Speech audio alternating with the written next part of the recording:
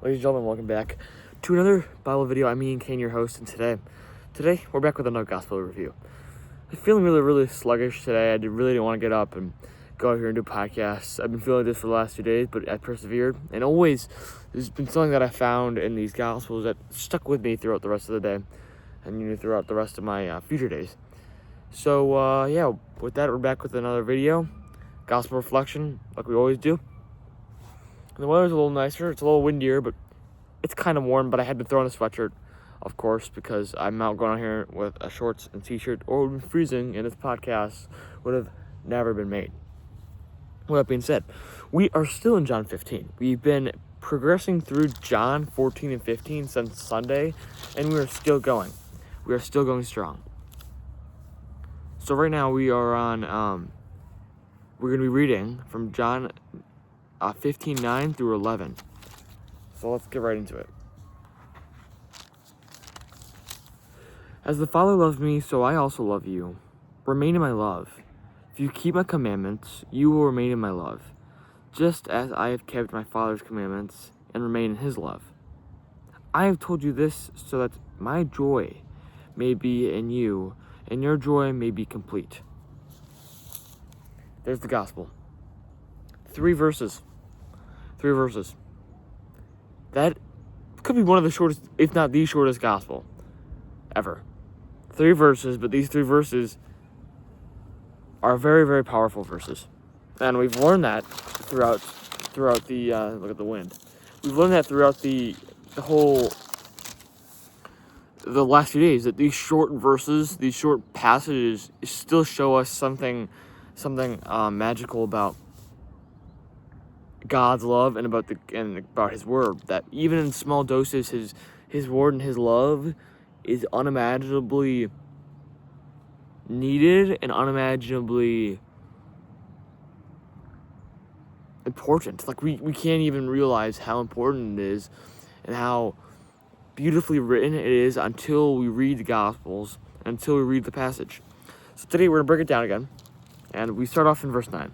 As the Father loves me, so I also love you. So Jesus was also sent down, obviously was sent down from heaven for the Father's will. And basically he's saying here that the Father loves me, so I love you. And it's that sort of love where, since one person loves me, I love another person. And I think that's beautiful. What Jesus is trying to tell you there, that since the Father loves him, I also love you. And I think that can relate to all of us. I think if someone loves us so much, we should also love a totally different person so much. And that can create almost a chain of events to where all people could love each other. And I think that circle is something great. And it's really different from the love where, since you love me so much, I will also love you so much. But it's that loving someone so much, no matter what they do to you, no matter what they did to you, no matter what's going to happen with you and them, just loving somebody, that person so much, it's unimaginable in God's eyes. And it's really what God is. God is love. And I think that's real godliness, loving someone no matter what. And that's what Jesus did. He loved everybody he encountered no matter what. No matter Gentile, Jew, anybody. If you're a different religion, Egyptian, right, or ethnicity, race, Jesus didn't care. He loved everybody great, and he loved them with great love and humble love. I did a video on a humble heart, and that's truly what Jesus did. He had a humble heart. So okay, that's just one verse right there, not even one full verse. Remain in my love, and we've heard that constantly again throughout the last few days, that remaining in God's love is one of the most important things, and remain so that he can remain in you. If you keep my commandments, you will remain in my love. It's pretty self-explanatory. If you keep his commands, so not only the Old Testament commandments, but the New Testament commandments that he's always giving us, like love your neighbor, or those daily commandments that he just gives us personally, and sometimes all of us,